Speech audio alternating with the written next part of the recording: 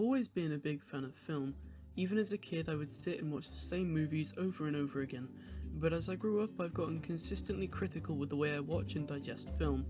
When I was a kid, you could sit and make me watch Robots 3 times in a row with little to no objection, but now I find it hard to get past the first half an hour.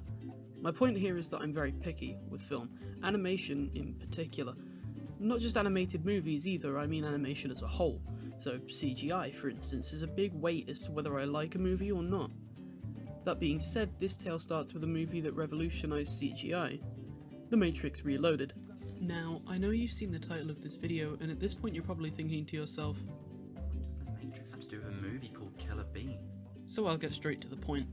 The Matrix Reloaded was a massive step forwards for computer-generated imagery, and granted, a good half the time that CGI looks kinda, not great. It has the Attack of the Clones problem. The computer-generated stuff looks pretty good on its own, but when you mix a lot of it with the live-action stuff, it makes the CGI just look straight up bad. However, as I just mentioned, on its own, the animation looks pretty good, and in some places even fantastic. That's where we get to Jeff Liu, the lead animator for that movie. Now, maybe as far as CGI goes, the tech wasn't really there to make a realistic human character. Again, ask episode 2, but the skills that Jeff had were always ready for when tech would catch up. After The Matrix Reloaded, Jeff took a look back at his earliest project, Killer-friggin', a short film that he had made in the late 1990s to teach himself how to animate. Seeing the potential in his past work, he decided that the property he had created was good enough for a feature film, and so spent 5 years single-handedly crafting and animating a story that would become his greatest achievement. The movie, finally called Killer-friggin-Bean Forever, released on January 1st, 2009 on DVD in the States, and even earned a Blu-ray release in Germany in late 2010. Critically, it was not held with high regard. Most critics looked at it as a so bad it's good type of movie like The Room or Who Killed Captain Alex. But I disagree. In 2018, Jeff decided that not enough people had seen his masterpiece, and so he uploaded the full movie to YouTube in 4K, where it currently sits at well over 13 million views. If you ask me, that's disappointing. In a world where every other movie that gets released is a cash grab animated film made for the sole purpose of printing money, Killer-friggin-Bean is a refreshing piece of media. Every second of this movie's runtime oozes with love and care. Every scene feels like Jeff had the time of his life making them. Even slower portions of the movie feel like he spent hours getting every detail as perfect as possible.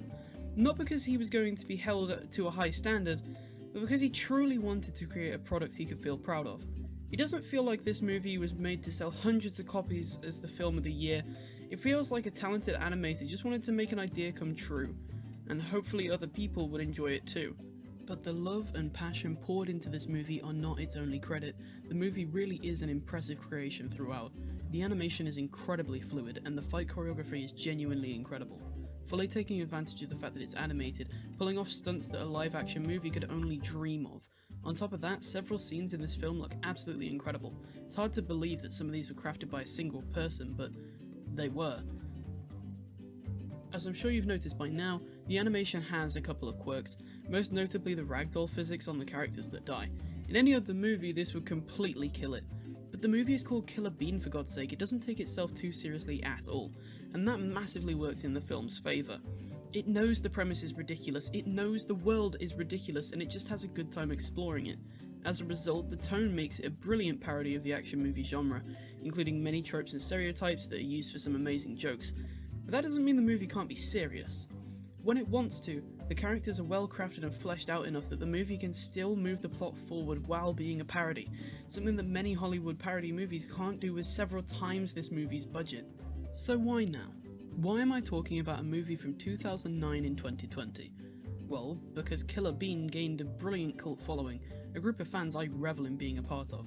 As a result of the newfound adoring fanbase for the movie, Jeff Liu proposed a series of Killer-friggin'-Bean short film episodes to release this year, with the first episode releasing only 15 hours ago as I'm writing this. So I want you all to head out there and watch this movie. Give it even more attention than it has already because this film is free and genuinely incredible. And when you're done with that, check out the pilot episode of the new series, give that some support too. Never before have I seen a movie and been quite as inspired as when I saw Killer-friggin'-Bean.